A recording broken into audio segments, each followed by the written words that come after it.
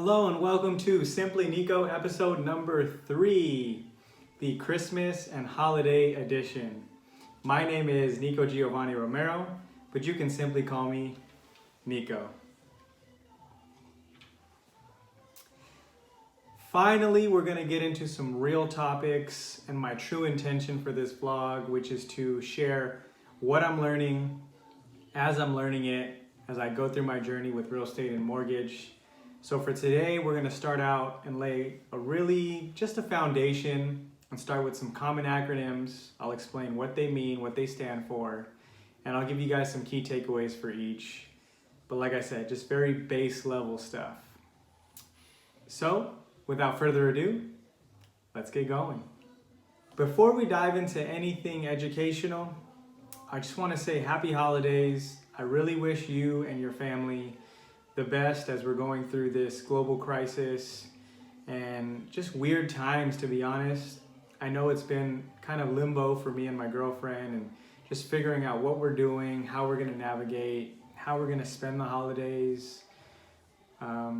So I just wish you guys a very happy holidays and Merry Christmas. But my favorite Christmas memory, and it's a tradition with our family, to be honest, as we meet up at one of my aunt's house, my tia's house, on Christmas Eve. We eat tamales, I hang out with my cousins, and at about 10 p.m. on Christmas Eve, we start opening up the presents, but we go one by one and wait till that person opens it. Everyone gets to see what they got, and then we move on to the next. And typically we take our halftime break at midnight as we go from Christmas Eve to Christmas Day. Everybody gives hugs and kisses and says, "I love you" and "Merry Christmas." We get a quick bite to eat or a drink, kind of like intermission. Then we get going again for second half. And then we end up finishing at around 2 a.m. by the time all the presents are done around the Christmas tree. If you guys have any holiday traditions that you want to share, I'd love to hear them. If you think mine are cool or you have anything similar that you do to mine, I'd love to hear that too. But I just really wish you guys a happy holidays and a Merry Christmas. So let's get going into the good stuff. The first two acronyms, you really don't need to remember the acronyms at all, but those two are FHLMC and FNMA. Just know that the first acronym has a nickname of Freddie Mac, and the second one has a nickname of Fannie Mae. And these two government-sponsored entities are what allow us to have a secondary mortgage market. Beyond all that, all you'll need to know is that these make up the conventional conforming loans. So if you hear a conventional loan, it's probably Freddie Mac or Fannie Mae. Other key takeaways is that it's not required, but you'll be typically asked to put 20% down. And lastly, but not least, you'll have to meet qualified mortgage criteria. What those are, we can get into detail at a later video, or you can ask me directly. Next, we get into government insured and government guaranteed loans. So first would be government guaranteed, and that is a VA. Second would be government insured, which would be FHA.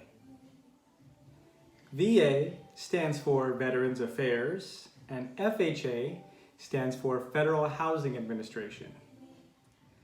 For a VA loan, depending on your certificate of eligibility, you could be qualified for a loan that does not require you to put down a down payment. For an FHA loan, the minimum down payment requirement is 3.5%. For both of these loans, both FHA and VA, they require owner-occupied. So it must be your primary residence in order for you to qualify for these loans. Now that we've gone over the basic loan programs, we're going to jump into the four main components of a loan. The four main components are P-I-T-I, or pity. First up, the P stands for principal. You can think of principal as the total loan amount. So basically the total dollar amount that you're borrowing. Second is interest. And you could think of this as the rate at which the finance charge you pay is calculated. Or in other words, the interest is the amount you pay in order to be able to even borrow the principal. Third is taxes. And when we're talking about taxes in this sense, we're talking about property taxes, which are assessed at a local county level. And last but not least is insurance. And in this sense, we're talking about homeowners insurance, which you can get commonly at one of your local P&C agencies.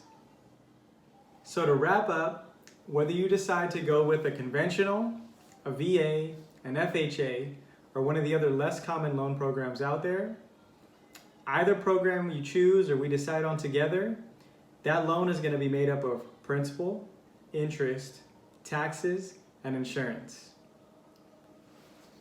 Please leave some comments and feedback whether this was helpful or not. I'm going to be diving into a lot more topics like this. So if anything piques your interest and you want me to dive further, I'm happy to hear it. Thanks for tuning in. See you next time.